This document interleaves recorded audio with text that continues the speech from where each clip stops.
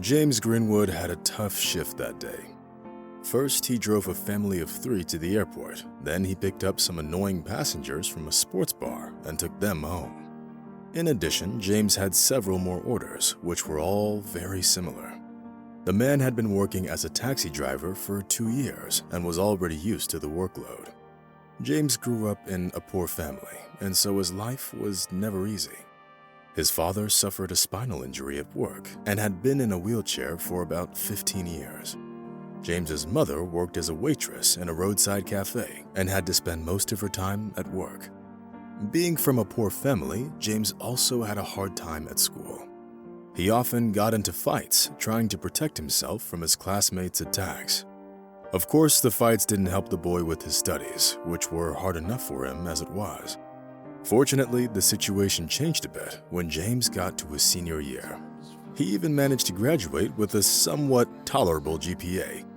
Since the young man was fascinated by cars and everything to do with them from an early age, he decided to become a driver. After finishing driver's ed and getting his driver's license, James got a job in a taxi service. At first, other drivers treated him with a fair amount of condescension, bordering on distrust. The young man with no experience was given the most difficult orders, which no one wanted to take. The car which James got was also a bit of a mess. It was very old and broke down way too often. Not even a week could go by without the young taxi driver having to open up its hood and dig into the engine. Looking at James's determination, his colleagues shook their heads and waited for his patience to run out. But the purposeful young man wasn't going to give up at all and often remained in the shop until nightfall. Ultimately, his determination paid off and James's car became the best in the garage. The man personally picked through every screw and replaced all the faulty parts with new ones. By doing so, James proved his right to work as a driver and earned the respect of his colleagues and superiors. Of course, they still made fun of him from time to time. But now, those were usually innocent jokes, aimed more at raising the mood of the young taxi driver than hurting him. James spent his days at the wheel, living most of his time at work. And that day was no different. The young man got an order from a dispatcher to take an elderly woman to the specified address. Arriving at the woman's house, James honked twice and got out of the car.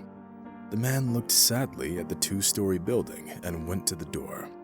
The customer was nowhere to be seen, and James was already starting to feel anxious about it. Finally, he heard shuffling coming from behind the closed door. Then the front door opened with the creak of unoiled hinges. James looked up and was surprised to see an elderly woman in her 80s clutching a large suitcase in her hands. The stranger was well dressed, which prompted James to conclude about her financial well-being.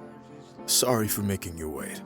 I overestimated my abilities and didn't finish packing in time," the old woman said, trying to justify herself. "It's okay, ma'am. I get it." James hastened to reassure his client. Then he opened the trunk and placed the old woman's suitcase in it. As it turned out a little later, the client's name was Rebecca Goodman, and she had been living alone for a long time. Her husband passed away 7 years ago, leaving only a few photographs and a dilapidated house in need of repair as memory of himself. Robert Goodman built it with his own hands when he was still young and full of energy. Unfortunately, they never had children, which the old woman regretted often. She shared her life story with James as he drove her to her destination. The young man didn't know what was located at the address provided by the old lady, since he didn't know his way around Chicago as well as he would have liked yet. At some point, Mrs. Goodman asked James to take a different route, so they drive through downtown Chicago. The taxi driver raised his eyebrow in surprise, but didn't object and complied with the old woman's request. Rebecca Goodman smiled appreciatively at the driver's reaction and leaned against the window. "I haven't been in the city for so long. I've lived as a recluse for several years," the old woman explained, lowering her eyes in embarrassment. James nodded understandingly, feeling a growing sympathy for the client. The man realized that being all alone in this life, Mrs. Goodman was deprived of all those pleasant moments that people of her age usually have. Looking at the streets and houses with interest, the old woman talked about her youth with warmth in her voice. And that's where Robert and I met for the first time. Pointing to a cafe located by the road, Mrs. Goodman noticed. James smiled and involuntarily slowed down, letting the old woman take a better look at the building. God, it was so long ago. 40 years, almost to this day, Rebecca Goodman whispered, having a hard time holding back her tears. Unbeknownst to himself, James felt a surge of sympathy for the woman he'd never even seen before in his life. And Mrs. Goodman continued to talk about her life, sharing all the details with the young taxi driver she'd just met. Only when James brought the old woman to the specified address did the man realize where they'd arrived. Having stopped the car at the entrance to the 3-story building, the taxi driver couldn't hold back his tears.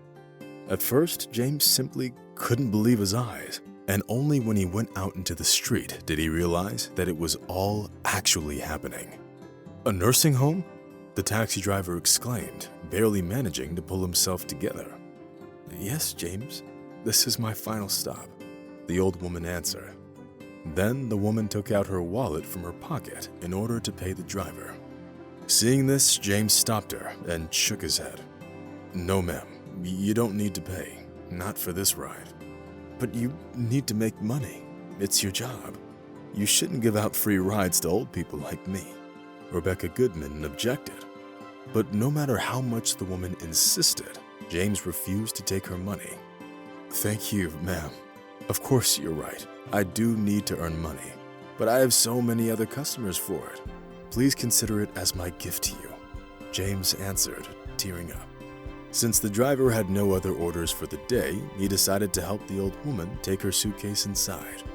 And when the employees of the institution mistook James for Mrs. Goodman's son, the man was honored. "I will definitely visit you," the young taxi driver said instead of goodbye, touching the hand of the old woman. On his way home, James thought only of Mrs. Goodman, who managed to change his outlook on life during their short time together. Looking at how the old woman rejoiced at every passing minute, the man felt that he would never be the same again. The next day, James made time to visit Mrs. Goodman at the nursing home, just as he promised. The young man also brought a bouquet of roses, which pleased the lonely old woman greatly.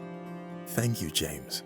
No one's given me flowers in a very long time," Mrs. Goodman said with tears in her eyes.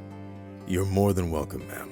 It's my pleasure," the young man answered, lowering his eyes in embarrassment. Ever since then, James started visiting Mrs. Goodman almost every day. Needless to say, the old woman was extremely happy each time he came by. This went on for about 6 months, after which something happened that changed James's life completely. It all started with the fact that Mrs. Goodman's health began to deteriorate rapidly.